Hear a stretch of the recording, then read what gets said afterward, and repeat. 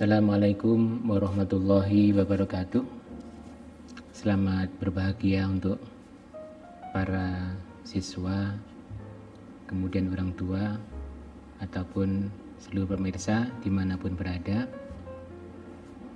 Pada kesempatan ini saya akan menyampaikan tentang bagaimana menjaga kesehatan di masa pandemi COVID-19. Materi kami sampaikan dalam rangka kegiatan masa pengenalan lingkungan sekolah atau MBLS SMA 1 Blitar tahun pelajaran 2020-2021. Virus corona atau COVID-19 mengancam berbagai negara belahan dunia. Salah satunya adalah Indonesia. Masyarakat diminta untuk selalu menjaga kesehatan dan kebersihan untuk mencegah penularan virus ini. Peningkatan kasus virus corona bukan hanya terjadi di Indonesia, tapi juga berbagai di belahan dunia. Saat ini ada 3 negara di luar Cina yang berdampak parah terhadap wabah ini, yaitu Amerika Serikat, Italia, dan Spanyol. Saya bukan ahli kesehatan, tetapi saya akan menyampaikan informasi dari berbagai sumber yang dapat bertanggungjawabkan dari berbagai media, dan harapan saya adalah informasi ini dapat memberikan acuan atau memudahkan pemahaman bagaimana cara menjaga kesehatan di masa COVID-19. Untuk itu, mari kita perhatikan bersama tentang materi yang saya sampaikan ini. Yang pertama, tentu ada sebagian besar sudah tahu apa itu yang dimaksud dengan COVID-19. Tapi saya yakin tidak menutup kemungkinan ada sebagian juga yang belum tahu atau mungkin boleh dikatakan lupa. Karena itu saya akan mengingatkan kembali apa itu COVID-19. COVID-19 adalah penyakit yang ditimbulkan oleh infeksi virus corona baru atau SARS-CoV-2 yang berasal dari keluarga corona. Namun jenis virus yang menyebar kali ini belum pernah ada sebelumnya. COVID-19 berasal dari kata Coronavirus Disease 2019. Kemudian, seperti juga infeksi jenis virus corona lainnya, virus corona baru ini menular pada manusia melalui hewan. Mengingat cepatnya proses penyebaran dan penularan di seluruh dunia, maka Badan Kesehatan Dunia atau WHO telah menetapkan COVID-19 sebagai pandemi global.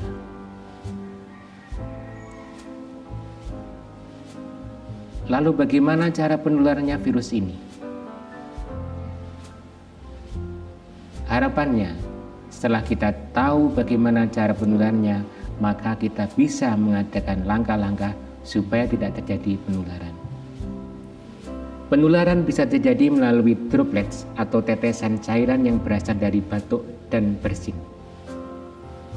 Seseorang yang batuk atau bersin akan mengeluarkan cairan, bisa keluar dari mulutnya atau kadang-kadang juga dari hidungnya. Bila mana pada saat bersin atau batuk tidak ditutup atau tanpa masker, maka cairan itu akan pergi kemana-mana. Bila mana ada orang di sekitarnya, maka tidak mau virus ini akan bisa mengenai pada orang di sekitarnya. Kemudian yang kedua, bisa juga melalui kontak pribadi seperti menyentuh dan berjabat tangan. Kalau seandainya pada saat orang yang batuk tadi menutup mulutnya atau hidungnya dengan tangan, maka mau tidak mau ada cairan yang menempel pada tangan orang yang batuk itu. Seandainya orang yang batuk itu kemudian berjabat tangan dengan kita, maka mau tidak mau kita telah menularkan apa yang terkandung di dalam cairan itu kepada orang yang kita ajak jabat tangan.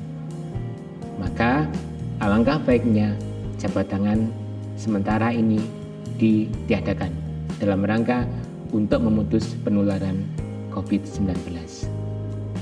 Kemudian yang berikutnya, penularan bisa terjadi karena menyentuh benda atau permukaan dengan virus di atasnya. Kemudian setelah menyentuh tadi, kita menyentuh mulut atau hidung atau mata sebelum mencuci tangan. Bisa jadi orang yang batuk yang tanpa masker ditutup, maka dropletnya jatuh ke kemeja. Kemudian ada orang lain yang tidak sengaja tangannya menyentuh kemeja itu, maka mau tidak mau ada sebagian virus atau apapun namanya yang melekat di tangan orang yang meletakkan tangan di meja itu. Seandainya orang itu akan mengusap tangannya di bagian muka, maka mau tidak mau ada sebagian yang akan masuk ke hidung atau mungkin juga ke mata atau mungkin ke mulut kita. Hal ini bisa menyebabkan terjadinya penularan virus pada orang lain. Yang berikutnya bisa terjadi karena kontaminasi tinja, namun ini jarang terjadi. Lalu siapa saja yang punya risiko tinggi terhadap penularan ini? Setiap manusia punya daya tahan yang berbeda. Kalau toh virusnya itu punya kekuatan yang sama, tapi karena daya tahannya berbeda, maka akan punya dampak yang berbeda pula. Karena itu, di sini akan kita bahas bersama siapa yang punya risiko tinggi terhadap penularan COVID-19. Yang pertama adalah orang yang lanjut usia atau bisa disebut dengan lansia. Sudah tidak bisa dipungkiri bahwa orang lansia atau lanjut usia sudah mengalami penurunan fungsi, baik itu metabolisme atau fungsi organ dalam tubuhnya. Sehingga begitu ada virus yang menempel pada tubuhnya, maka kepekaan lansia itu kurang dibandingkan dengan orang yang punya usia masih lebih muda. Daya tahan orang tua lebih rendah dibandingkan dengan orang muda. Karena itu kita jaga orang tua kita jaga lansia kita, jangan sampai berkomunikasi atau berkontak langsung dengan orang-orang yang membawa virus. Yang kedua, yang berisiko tinggi adalah orang dengan riwayat penyakit tertentu. Misalkan orang yang penderita diabetes atau orang infeksi pernapasan akut, asma, penyakit jantung, hipertensi, kanker, serta kondisi medis lainnya yang menyerang sistem kekebalan tubuh. COVID-19 yang menjadi penumpang atau penolak istilahnya adalah imun seseorang. Kalau imunnya baik, maka virus itu tidak akan berarti bagi seseorang. Tetapi begitu imun kita rendah, maka virus itu akan menyerang kekebalan kita, yang akhirnya dapat menimbulkan gejala-gejala atau akibat-akibat seperti yang kami sebutkan berikutnya lagi. Kemudian yang berikutnya, yang berisiko tinggi yang berikutnya adalah tenaga medis di rumah sakit. Kenapa demikian? Memang mereka adalah orang yang berhadapan langsung dengan para orang yang merupakan pembawa virus atau orang yang mengidap COVID-19. Maka mau tidak mau, orang-orang tenaga medis harus punya alat pelindungan diri yang kuat. Di samping imunnya yang tinggi, juga punya yang namanya alat pelindung diri atau disebut dengan APD. Kemudian yang berikutnya, anak-anak juga orang yang memiliki risiko tinggi terhadap penularan COVID-19. Karena itu, di dalam keseharian, anak-anak kita jaga dengan baik, begitu juga dengan para lansia. Apabila seseorang telah kena COVID-19, tentu punya gejala. Seperti dilakukan oleh WHO, gejala umum yang ditunjukkan seseorang jika terkena oleh virus corona adalah yang pertama demam, kemudian merasa mudah lelah, batuk kering. Namun pada beberapa kasus infeksi, pasien virus corona juga ada yang mengalami pilek, sakit tenggorokan, hidung tersumbat atau diare. Beberapa lain yang melaporkan kehilangan indera penciuman atau kemampuan untuk merasakan atau membau sesuatu itu menjadi berkurang. Gejala yang lain. Sekitar 80% penderita menunjukkan gejala ringan, hanya seperti flu biasa. Mereka ini bisa sembuh dengan sendirinya tanpa membutuhkan pengobatan khusus, asalkan kekebalan tubuhnya atau imunitas yang meningkat.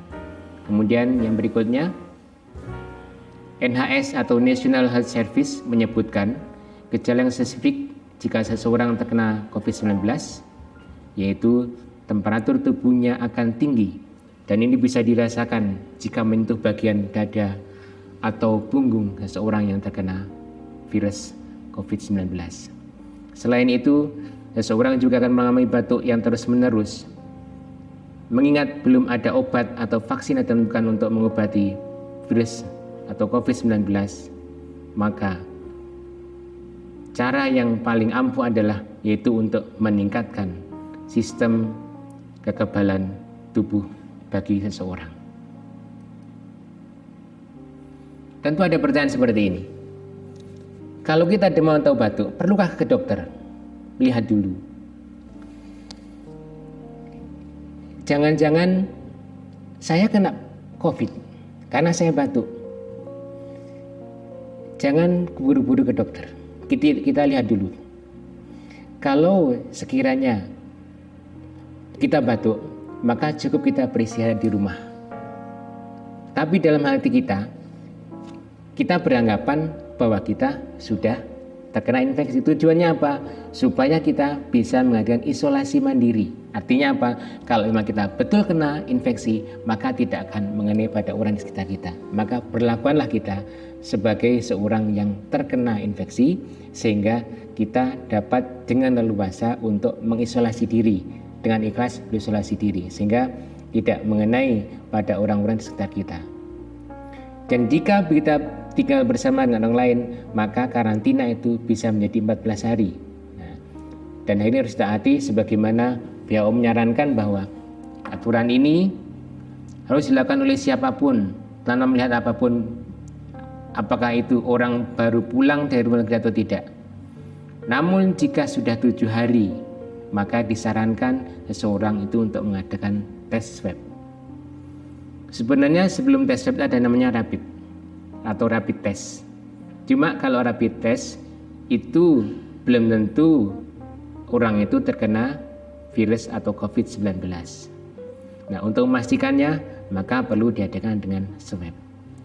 Lagi-lagi untuk memberikan ketenangan, maka kita perlu meningkatkan imunitas tubuh kita sendiri. Nah, sekarang bagaimana cara pencegahannya supaya tidak tertular virus atau COVID-19? Yang pertama adalah, inti dari pencegahan adalah supaya tidak ada kontak antara orang dengan virus. Yang pertama adalah cuci tangan secara teratur dengan sabun dan air mengalir. Atau setidaknya, atau kalau tidak mungkin, atau bisa juga dengan cara bersihkan dengan usapan yang berbasis alkohol, karena alkohol termasuk bagian dari desinfektan. Kemudian yang kedua, pertahankan jarak. Artinya kita harus punya jarak dengan seseorang atau orang lain yang dicurigai, atau mungkin kita sendiri sebagai orang pembawa virus. Maka perlu yang namanya physical distancing. Terlebih-lebih bila mana kita atau orang di sekitar kita sedang bersin, maka pastikan jaraknya minimal 1 meter. Kemudian pastikan juga kita menggunakan masker. Yang ketiga adalah hindari menyentuh wajah Anda. Virus masuk dalam tubuh biasanya bisa melalui mulut, hidung, atau juga melalui mata. Karena itu kita hindari kontak dengan permukaan kulit di mana hidung, mulut, dan mata berada itu dengan wajah kita.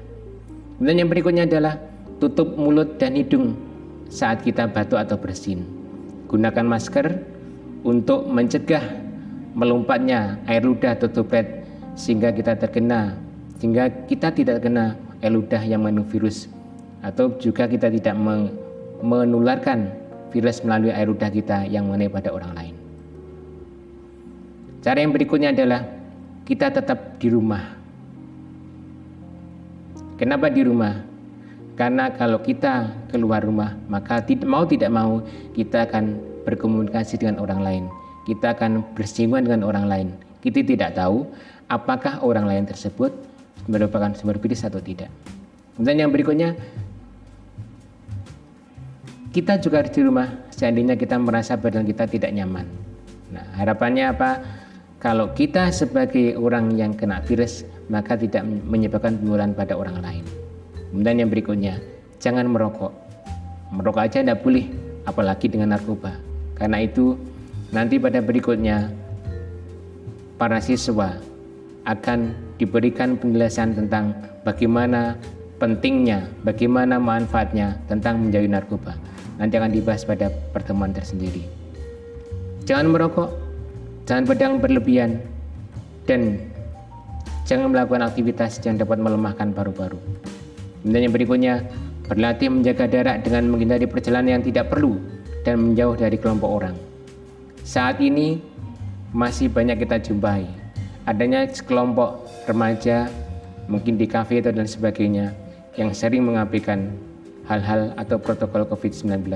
Karena itu saya harap kepada para peserta didik baru, mudah-mudahan dapat menjadikan pionir di masyarakat untuk dapat melaksanakan protokol dengan baik. Jadikanlah siswa-siswa kita menjadi contoh yang baik dalam pelaksanaan protokol COVID-19.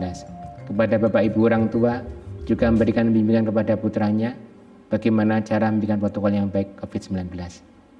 Yang kedelapan, meningkatkan imunitas tubuh atau kekebalan tubuh dengan berjemur sekitar pukul 11 pagi. Kemudian makanan-makanan bergizi, terutama vitamin C dan vitamin E setelah berolahraga secara teratur dan tidak berlebihan.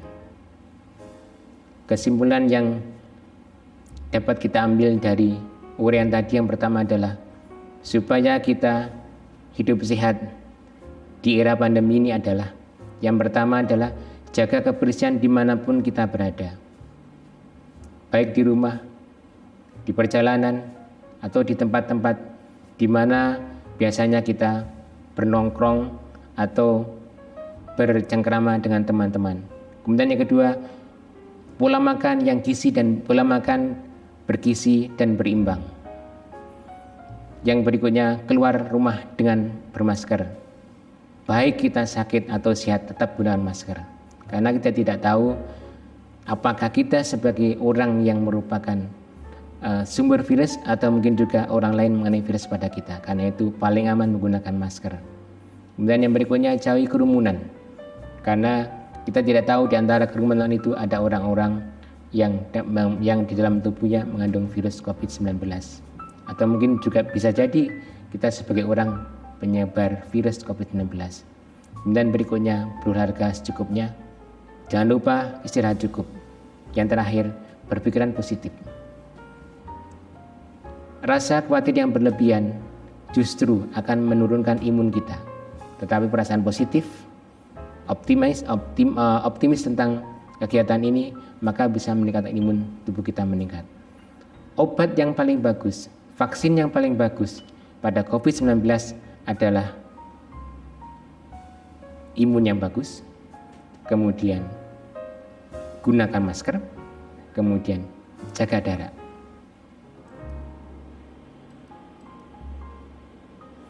Demikian beberapa info yang perlu saya sampaikan. Para siswa dan orang tua ataupun siapapun yang melihat tayangan ini bisa melihat informasi beliau tentang COVID-19 di media elektronik dimanapun Anda berada.